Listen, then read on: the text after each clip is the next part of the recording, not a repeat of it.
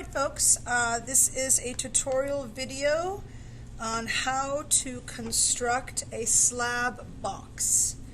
So here we have the finished piece. This box has been glazed but not yet glaze fired.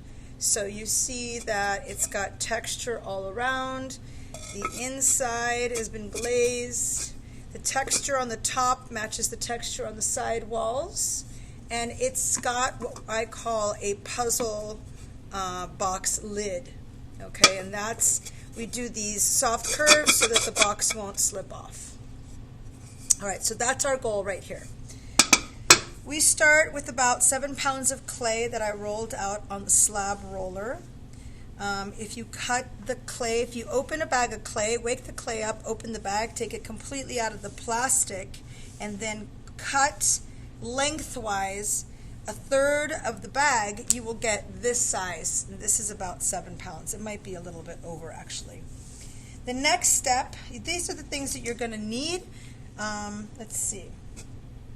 You're going to need a serrated rib, a rubber tip tool, a fettling knife, a small sponge, of course some water always, a 6-inch cookie cutter. Make sure it says 6 inches. You're going to use this template that I've cut for you. This is the Slab Box, 7 pounds, 6-inch cookie cutter base. A Sureform for shaving, a yellow rib, and lastly some kind of texture. So you can choose any kind of texture you want for this project. You can use a roller. You can use one of these flat texture mats, which I think is what I'm going to use today.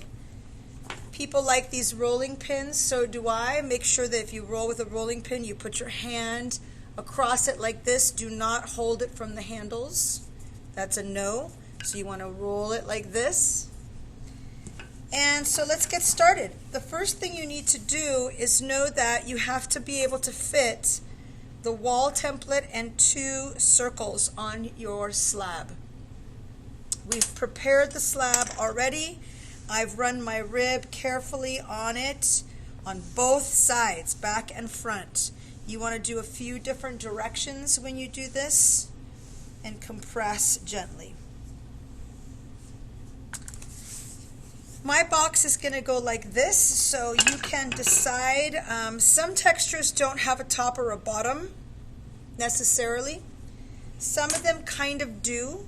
So, for instance, you don't want to roll this way on your wall. You want to roll this way if you're using this rolling pin because of the direction of the texture. This is a really cool one actually. I think for today I'm going to use this one. And I'm going to go ahead and begin rolling it all over my slab.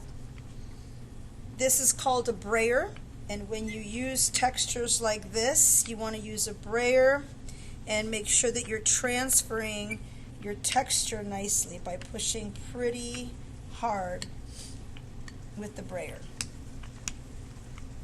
You can check to see, yes, beautiful, perfect. And I'm going to go here, try and line it up a little better.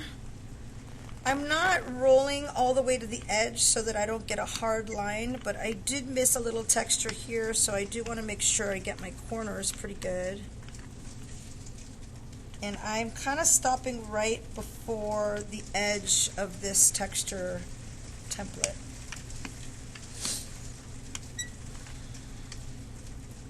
Okay, check it, looks pretty good. I'm going to keep going down here. You want to fill your whole slab.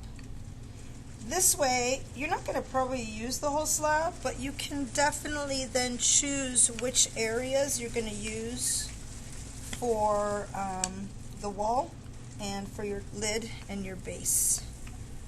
If you roll it on the whole thing, you have more options. Hasn't quite transferred down there. Excellent. So I'm almost done with this particular one. I don't think I've used this one before, but I really like it. So again, you're not rolling to the very edge. If you roll to the very edge, you're going to get a hard interruption line, so I don't really want that, so I'm kind of stopping before I get that line. And I'm definitely checking before I pull it up to make sure it's transferred well. If it hasn't, just lay it back down and give it another little roll. You want to go pretty deep with your texture because it'll be easier to glaze and get a nice glaze result that way. Alright, looks good. And I think I'm good. I don't think I'm going to do this side because this fits here. And this fits here. So I think I'm good to go. After you have rolled your texture in, make sure you release the clay from the board, so flat hands to the center, flat hands to the center, and now I am ready to begin.